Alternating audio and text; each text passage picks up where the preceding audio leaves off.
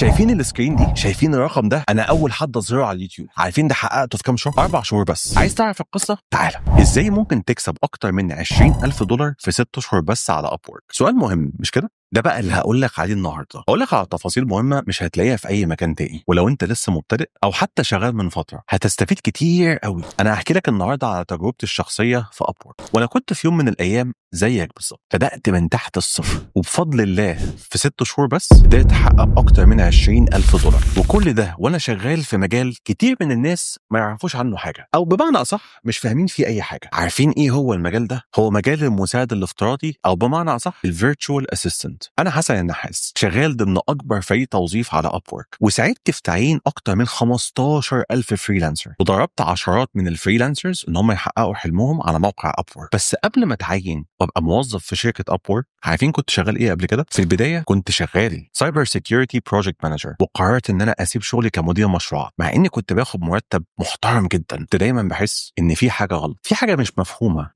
بس انا مش قادر احددها وانا قاعد في المكتب، وبيفوتني فرص كتير جدا، وشغال من 8 ل 12 ساعه زي اي موظف في مصر. وعشان كده انا هنا معاك وانا عندي 37 سنه، وبقول لك انا خدت القرار متاخر. ومع اني خدت القرار ان انا ابتدي على ابورك وكمان يوتيوب وانا عندي 37 سنه، وده بالنسبه لاي حد متاخر جدا، بس دايما زي ما قال الشاعر better late than never، او زي ما بيقولوا ان تاتي متاخر افضل من الا تاتي تماما. بدات في الاول بشغل بسيط على موقع ابورك، واتفاجئت ان معظم الشغلانات محتاجه حبه تركيز بس، وبدات ان انا اشتغل في وظيفه المساعد الافتراضي. ما كنتش عارف عنها اي حاجه، بس بدات اسمع توتوريالز كتير على اليوتيوب لحد ما اتعلمت، وبعدين بدات اخش اقدم على ابورك. وهنا كانت المفاجاه، اكتشفت ان الشغلانه ديت الحاجات المطلوبه منك بسيطه جدا، كتيره بس محتاجه حبه تركيز ومش متعبه خالص. وبعد ما عملت حبه تاسكات على ابورك، واكتشفت ان انا في وظيفه واحده بس باخد اكتر من نص مرتبي في اسبوع، اكتر من اللي باخده في شهر كامل في شغلي كسايبر سيكيورتي بروجكت مانجر. وهنا عينيا نورت، عرفت ان في منجم ذهب، بس محتاج صياد شاطر يعرف يحفر ويجيب الذهب.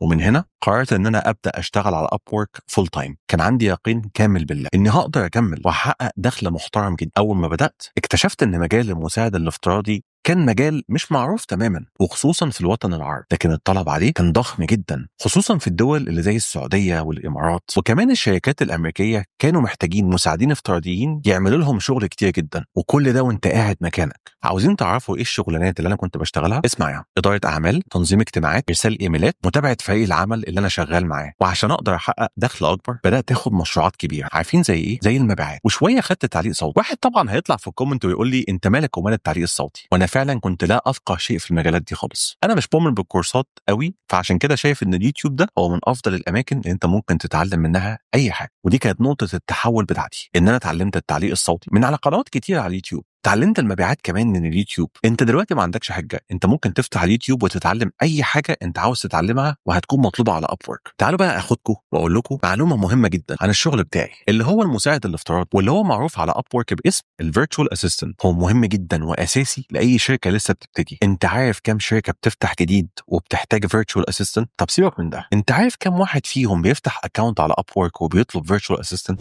4.7 مليون بيزنس جديد بيتفتح، واغلبهم في امريكا. ولكن زي ما انتم عارفين ابورك في الاول الامور مش هتبقى سهله، وبس انا كنت عايز اكسب بقوه، وعشان سبت شغلي وتحديت نفسي. ولكن لقيت نفسي عايز اتاكد اني مش هضيع وقت، فدخلت على ابورك وقدمت على وظيفه كانت منشوره هناك. بالمناسبه العميل ده كان سعودي، وكان عاوز مساعد لاداره مشروعات، وكان بيطلب مني حاجات كتيره جدا زي ما قلت لكم قبل كده: اداره اجتماعات، ابعت ايميلات، انظف الانبوكس بتاعه، مساعدته في المبيعات، احيانا كنت بكلم عملاء بالنيابه عنه. خد بالك في حته هنا خطر قوي، معظم العملاء اللي بيطلبوا مساعدين عاوزينك تشتغل معاهم الى ما لا نهايه، كانك عبد بالظبط. وانا كنت هقع في الفخ ده، بس لحسن الحظ عشان بشتغل في اداره المشروعات عامل خطه، حددت ساعات العمل، ودايما بحط لنفسي ليميتيشن في الشغل مع العميل ده. فبعد ما بدات مع العميل دوت حطيت عدد ساعات معينه، والعميل بدا معايا ببادجت صغيره شويه ما كانش اي حد هيرضى بيها، خاصه ان انا كنت باخد فلوس كويسه من شغلي الاساسي. لكن انا قلت للعميل حاجه: انا هشتغل معاك 5 ساعات في اليوم. ومش كده وبس، كمان حطيت لنفسي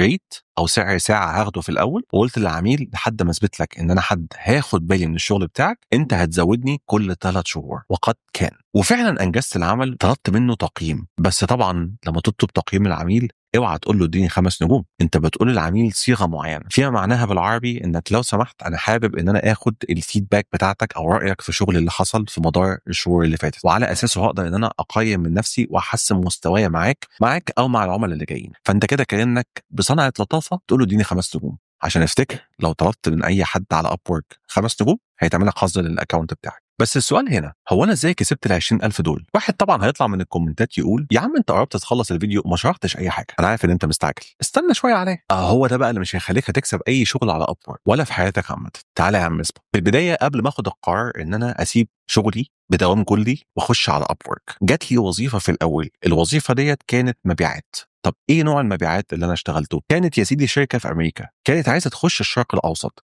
خاصة السعودية والإمارات. الشركة دي كانت بتبيع كورسات لحاجة اسمها الإكزيكتيفز أو مديرين الشركة. الكورس عبارة عن جامعة أشلاند، جامعة هارفارد، جامعة تينيسي، كانوا عايزين يبيعوا الكورسات بتاعة الذكاء الاصطناعي، الايموشنال انتليجنس، البابليك سبيكينج للناس دول. كان وظيفتي ان انا اختبار او بمعنى اصح كده فار تجارب. هخش هكلم العملاء، ابتدي ان انا اتواصل معاهم عن طريق فريق كامل بيحدد لي ميعاد مع العميل دوت. انا بخش بتكلم معاه، بقرا له سكريبت معين الشركه مديهولي. طبعا لو اقول لك مع كميه الفيديوهات اللي انا شفتها على اليوتيوب قد ايه قعدت ادرب نفسي على السكريبت دوت. السكريبت ده كان ميه المحياه بالنسبه لي، كنت طابع 11 سكريبت واقعد اكتب ملاحظات. هنا انا كنت بتكلم بسرعه، هنا كنت بتكلم ببطء. طب ازاي ضمنت ان انا ابيع للعملاء دول؟ ودي كانت اول شغلانه اكسب منها 11,000 دولار في 4 شهور فقط، بمعدل $20 في الساعه و$300 بونص على كل بيعه بجيبها. كنت بخش على الاكونت بتاع اللينكدين بتاع الشخص اللي انا هتكلم معاه قبليها بنص ساعه، كنت بعرف هو ساكن فين، توقيت الصيفي عنده ايه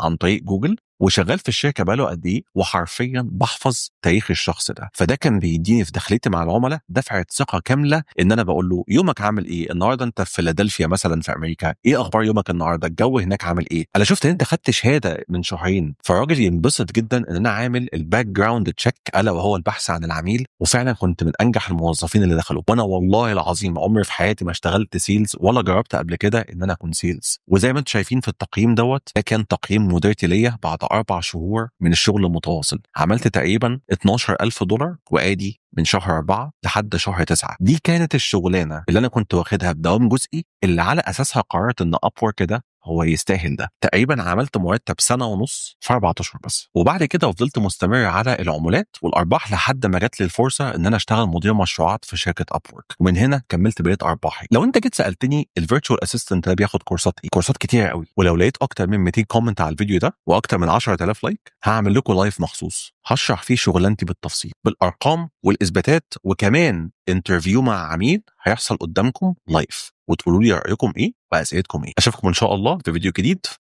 سلام.